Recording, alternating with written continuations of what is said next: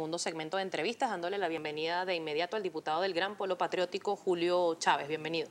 Muy bien, muchas gracias. Buenos días. Diputado, muchos temas que conversar con usted, pero quiero iniciar con un titular el día de hoy del diario El Nacional, que tiene que ver con el panorama político, específicamente las movilizaciones que se van a llevar a cabo el día de hoy acá en la capital. Titula El Nacional: Consejo Nacional Electoral retrasa validación de firmas y oposición se moviliza en la calle. Los rectores acordaron diferir para el próximo lunes el inicio de la constatación de los datos de los firmantes a favor del revocatorio con el registro electoral. Según la Mesa de la Unidad Democrática, diputado, se trata de una especie de traba por temor a medirse por parte del gobierno nacional. ¿Cuál es su opinión? Bueno, nosotros creemos, y así lo han expresado nuestros voceros nacionales, de que hay un cronograma, ¿no?, que ha establecido en este caso el Poder Electoral.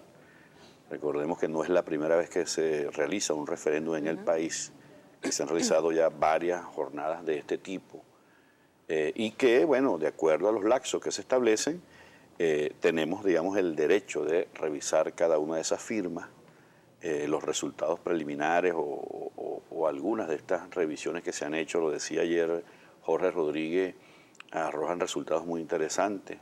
No propiamente todo eso que ellos suministraron coincide, ¿no?, con lo que finalmente es la cantidad de firmas que se recogieron en esta jornada. Recordemos también la información que dio el presidente de la Asamblea Nacional en su momento, que hablaba de 3 millones de firmas. Resulta que no son 3 millones de firmas, sino quizás 1.800.000 firmas.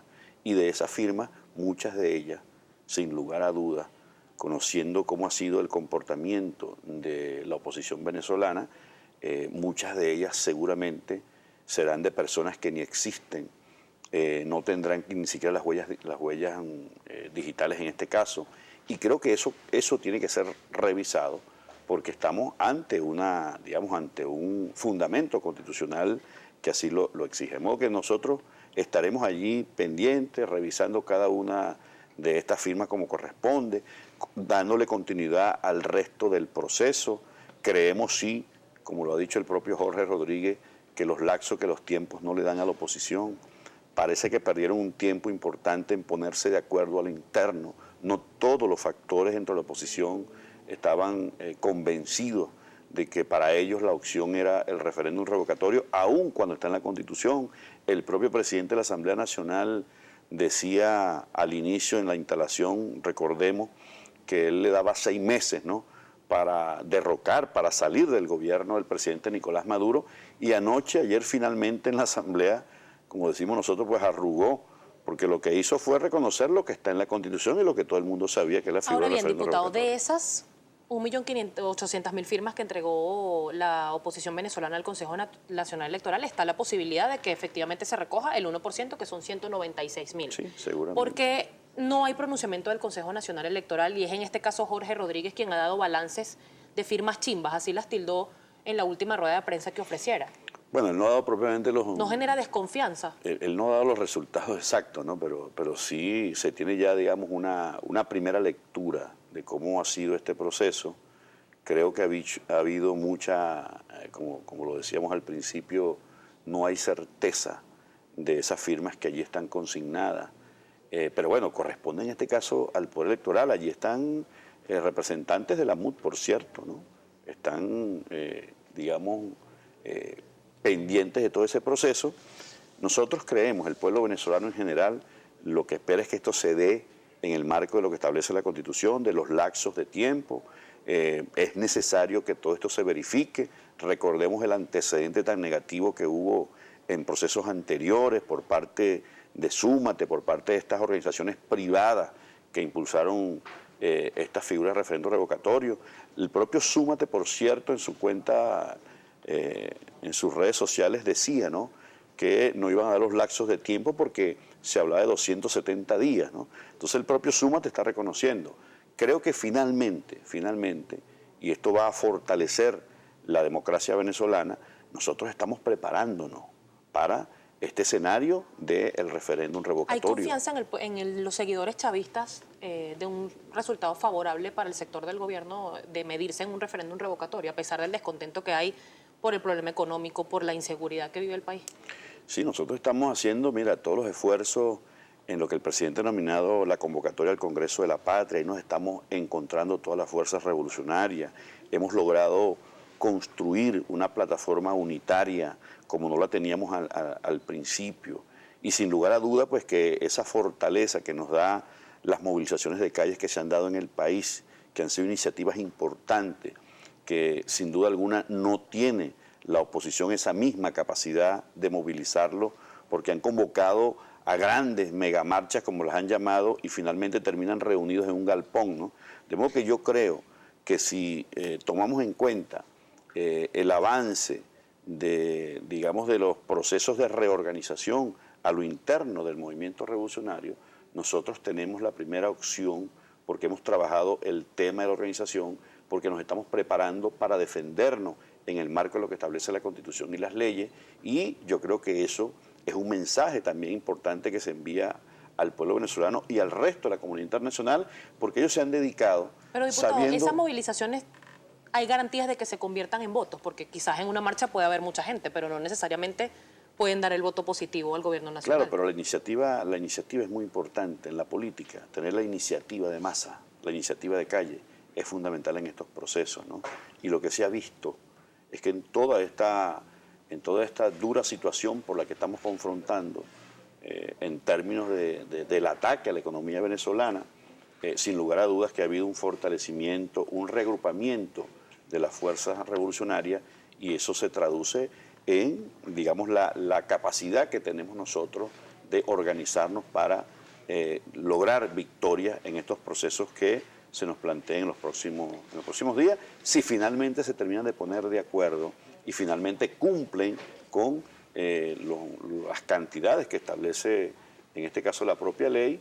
Y yo realmente dudo, ¿no?, como lo decía Jorge Rodríguez y el resto de los compañeros, Diosdado Cabello, de que no hay realmente una unidad de criterios de la mesa de la oposición venezolana para avanzar en este escenario, porque ellos saben que no tienen la posibilidad de ganar. Diputado, antes de pasar con la participación de la audiencia a través de @primerapágina, quiero compartir con usted también un titular del diario El Universal el día de hoy en su primera página, y dice que la Asamblea Nacional exhorta a los poderes públicos a acatar la Constitución Nacional. La bancada del gobierno votó en contra de la propuesta. En el texto se afirma que se produjo una ruptura del hilo constitucional cuando los demás poderes han obstaculizado el accionar de la Asamblea Nacional. Se hablaba muy específicamente del Consejo Nacional Electoral en cuanto a este retraso en la verificación de las firmas, y del Tribunal Supremo de Justicia, que ha declarado varias leyes que han sido aprobadas por el Parlamento como inconstitucionales. ¿Hay una lucha de poder intencional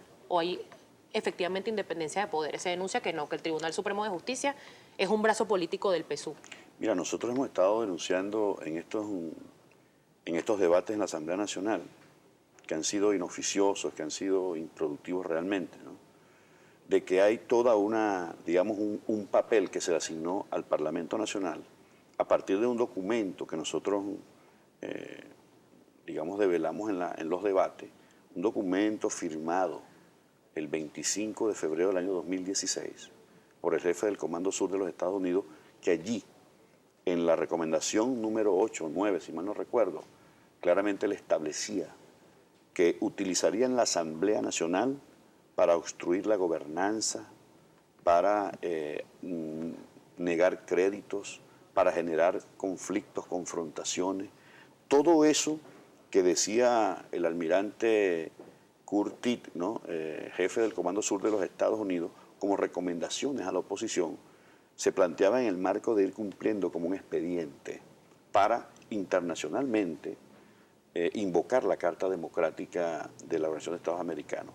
Y casualmente el debate de ayer, por eso traía el artículo 20 de lo que es la Carta Interamericana de los Derechos Humanos, ¿no?, rápidamente, dice aquí que en caso de que un Estado miembro se produzca una alteración del orden constitucional que afecte gravemente su orden democrático, cualquier Estado miembro o el secretario general podrá solicitar la convocatoria inmediata del Consejo Permanente para realizar una apreciación colectiva e iniciar, digamos, la activación de esta carta, ¿no? Es decir, ellos venían dando paso en la Asamblea Nacional, generar toda esta confrontación de poderes, de desacatar las decisiones que el Alto Tribunal de la República había emitido a partir de la solicitud de recursos de interpretación. Y sin lugar a duda que con lo que ayer aprobaron ellos, con su mayoría circunstancial en la Asamblea Nacional, para, digamos, cumplir con el artículo 20, porque decíamos nosotros, bueno, ellos no pueden invocar una invasión o fuerzas multinacionales, porque eso debe ser solicitado por el Estado en este caso.